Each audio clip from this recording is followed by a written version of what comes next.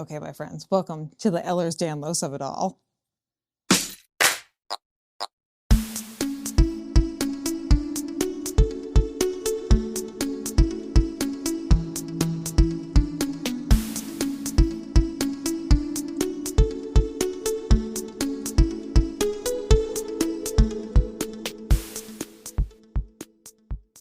Hello, and welcome back to Runnah, your favorite local running community, and welcome back to what has transitioned from Shoe Eating Monster to being like Juliana Health Updates.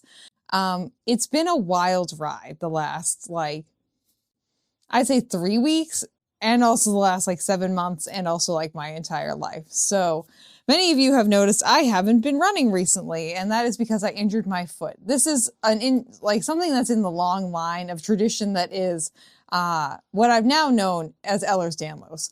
So what we're going to do today is give a brief overview of what that is and how I've been experiencing that. And I'm going to say this is my lived experience. It comes in many shapes and forms. As you'll see when we describe it, it's kind of like with any condition or disease, it's got pretty general terms and symptoms that go along with it. But my experiences are my own, and I'll share with you how I've been experiencing it.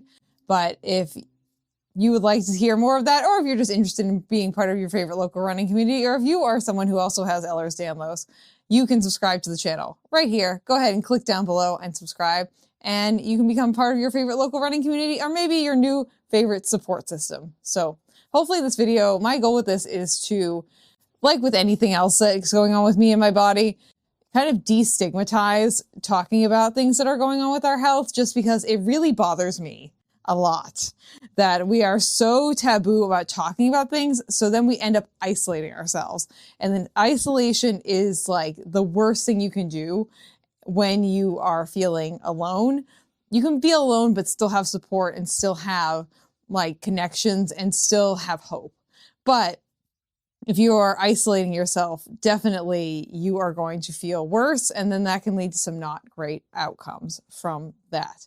But first, let's get into the Ehlers-Danlos of it all. So Ehlers-Danlos Syndrome, or EDS, as I'm going to refer to it probably going forward in the rest of this video. So Ehlers-Danlos, EDS, that is, I have my notes with me, friends. Important notes. Essentially, it's joint instability, and it creates instability in your joints. I said the same thing twice, but that's okay. And it makes it so your joints are more stretchy than other people's joints who don't have this condition. There are a lot of different tests that you can do to show that you have EDS. And some of the ones that I passed with flying colors are being able to put your thumbs to your forefingers right there, having weirdly bendy fingertips and things like that. Also, I can touch my toes for no reason. I can also do splits on one side for no reason. I can do this weird hand thing for no reason. It's a fun time.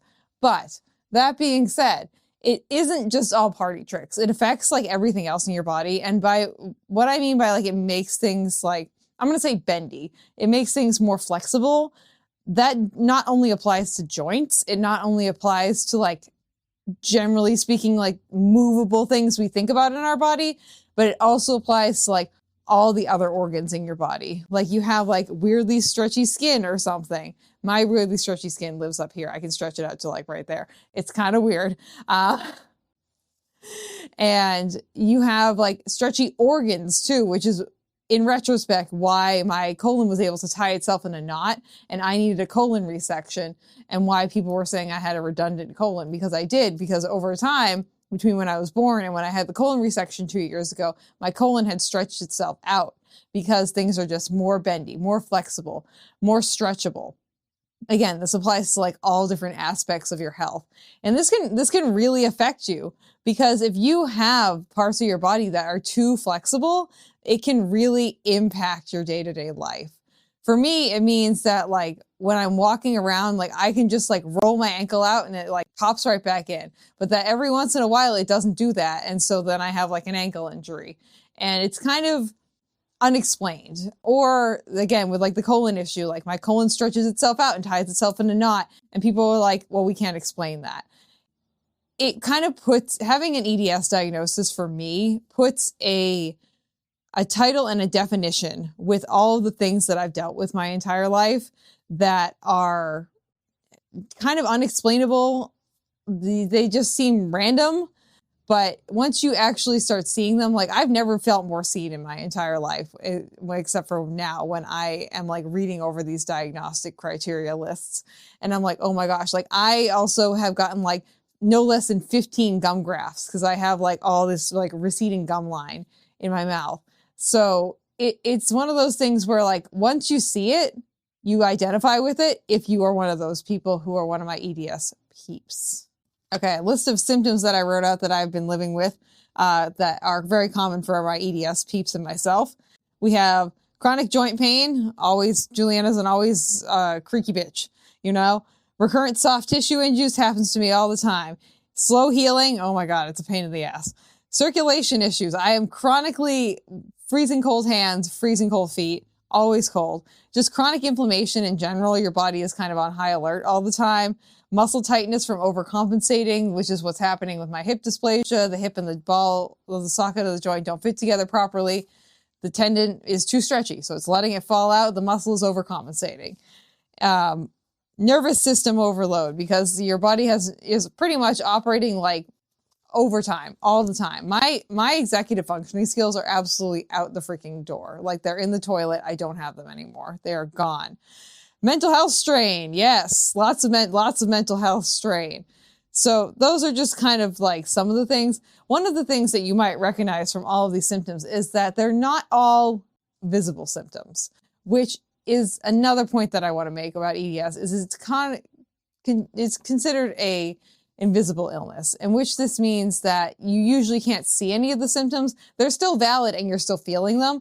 But like when I'm in a lot of pain, or like I can't run because of my foot, or say I roll an ankle, or like my colon ties itself in a knot, or I have like constipation from that, I'm not rocking up to the party in a wheelchair. So no one, and there's nothing wrong with wheelchair. There are many people with EDS who do have to like go to a wheelchair because it actually enhances their mobility instead of like detracting from it at that point as where they are in their condition. But having EDS, generally speaking, is an invisible illness. So it's something that you kind of feel guilty about like talking about, because like I look like a regular person. Like you're like, Juliana's regular. And then you see my list of doctor's appointments that I have to go to. And it's like, oh yeah, no. We're going to talk about doctor's appointments in a minute. That's going to be great. But it's something that like, if you don't know that the person has it and they haven't expressed that to you, you might not realize it, because it's something that your body is doing internally. Technically, this is an autoimmune condition. That means your body is like attacking itself essentially. We can't see that. We can't see it on the outside. And this is also why I want to talk about it, because I want people who have this condition to be able to be like, ah, yes, I can talk about it with my friends. You know, it's a nice time. People get that I'm not just like complaining to complain. I'm here to talk about things. So we tip our hats to that, and we'll get on to the next thing. So yeah, let's talk about the medical system. I think this is just hot takes with Juliana. Okay. I think the worst thing about having EDS is navigating the medical system. And I will triple and double down on this. This morning, I got denied a pain shot in my foot, mostly because I have a infection in my foot that didn't go diagnosed. And I went to multiple healthcare professionals and no one diagnosed it until like an EDS specialist was like, yes, I've seen this many times before. You have a foot infection. I was like, great, let's do something about it. It's like, it's so exhausting. It's so exhausting to feel like a hot potato. You feel like a steaming hot potato that no one knows what to do with. Like, should you be a mashed potato? Should you be a baked potato? Should you be a jacketed potato? Maybe a potatoes au gratin. You don't know. You have no idea. And the doctors have no idea what to do with you either. You show up and they're used to doing just like canned, regular, like run of the mill stuff. And you show up and you're like, yeah, like, my colon keeps tying itself in a knot. I don't know what to do about that. And they're like, yeah, me neither. You should go see this specialist. So generally speaking, the trajectory is you see like your first doctor. Usually it's your PCP, you know, and they don't know what to do with you. So you get sent to whatever specialist it is that has to do with whatever like issue you're having in that moment. And as you might have guessed, like the EDS spectrum of like issues spans your entire body. So most of the people I know who have EDS have like 10 specialists that they're working with, because no one wants to treat all of you. They only want to treat sections of you. And this is like the biggest problem with the American healthcare system, is that you go to one professional and like they probably could help you more than they are willing to right now. But I know, I understand, I respect people's licenses. You know, I'm a medical professional too. I'm a registered dietitian. They kind of like pass the buck off most of the time a little bit too soon. Or they kind of silo themselves out. They're like, no, I'm the foot person, or I'm the ear person, or I'm the hand person, you know. You end up going to one doctor, getting sent to 1 or 2 or 3 other doctors, waiting usually at least a month or 2 at a minimum to go see this doctor. In the meantime, whatever symptoms you're dealing with are still going on. Like you don't not exist for those like 2 to 3 to sometimes like 12 months of like not seeing this healthcare professional. And this is exactly why people get into like non-American,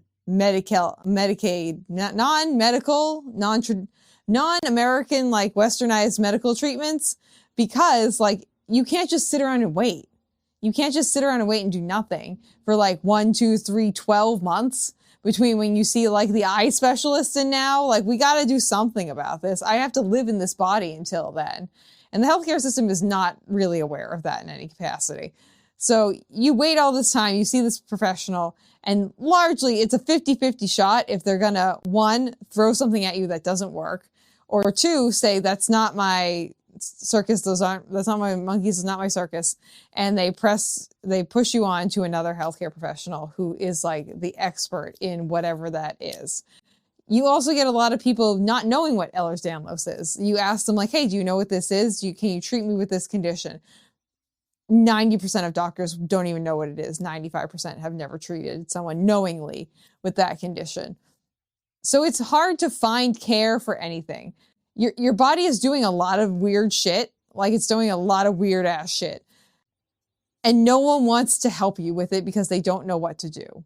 It's not for a lack of caring for the most part. It's for a lack of knowledge, and it's for a lack of like being willing to listen, which I feel like is the biggest battle that I'm facing right now, is having healthcare professionals who listen to me and take my symptoms seriously and are willing to just like be like, okay, Juliana, I believe you.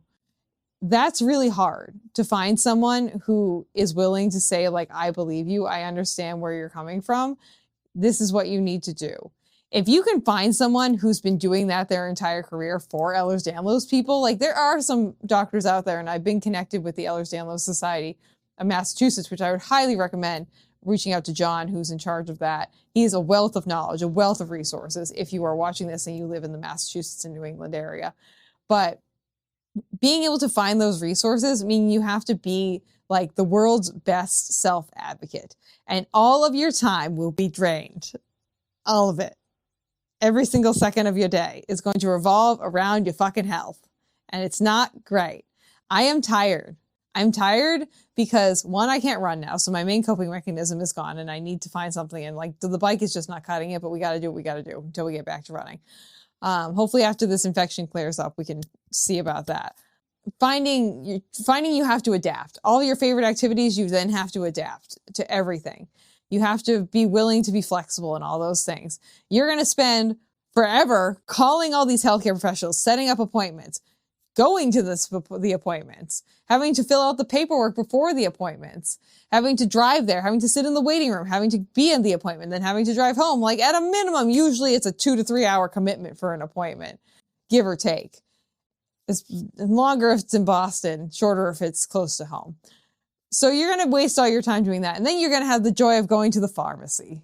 Oh, the pharmacy. You get to wait in line at the pharmacy, and then the people at the pharmacy know your name, and you're like, hello, friends. Which honestly isn't the worst thing. They're very nice, the pharmacy that I go to.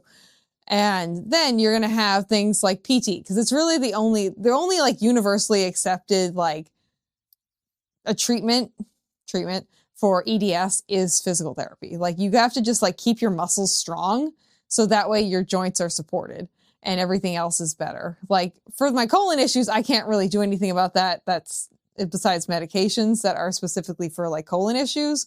For generally speaking problems with people with EDS, PT is kind of like the golden standard, which is like a real slow burn when it comes to those sessions helping you out. But I will say I don't mind going to PT. I love my PTs that I see right now, but you will find yourself like pretty much chronically in doctor's appointments, chronically in the pharmacy, chronically in PT, semi-chronically having to go to urgent care, and also the ER, and also the lab draw. The lab draw people are going to know you real well because you're going to have to check all your lab values because you probably have some kind of malnutrition issue. You're probably malabsorbing things. Most of us do, who have EDS, and it's a process. It's a lot of different things that you have to deal with, and it takes up your whole fucking week. I alone in January had 11 planned doctor's appointments. If those all kind of follow through correctly, because I had to add an extra one yesterday. That's 12 right there. There was 11 going into January accounting for the hip, none of them accounting for the foot. The foot is a new issue. So like if I, for instance, have to go get IV antibiotics for my foot, which wouldn't be unheard of, like that's going to be a whole nother kit and caboodle on top of figuring out like my hip dysplasia and all those other things. And it's just, it gets exhausting. It gets really exhausting. And having to constantly like use every single ounce of your executive functioning skills to call doctor's offices, follow up with doctor's offices, be like, hey, where are my MRI results? Can you send them to me? Can you send me a disc?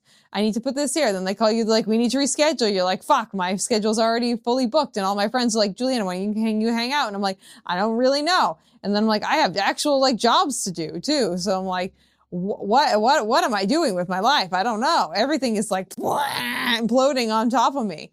So that's how I feel. Yeah. That's the long and the short of it, But the healthcare system is definitely failing us on the whole. It's very easy to get lost in the sauce when it comes to the healthcare system. And I've known this for years. And I always tell people too, if I was an elderly person with dementia, I'd be dead right now. 100%. I would be dead. Because like, there's no way I could advocate for myself this well if I had dementia or any kind of like mental ailment that made it so I couldn't like stand up for myself fully. It's exhausting.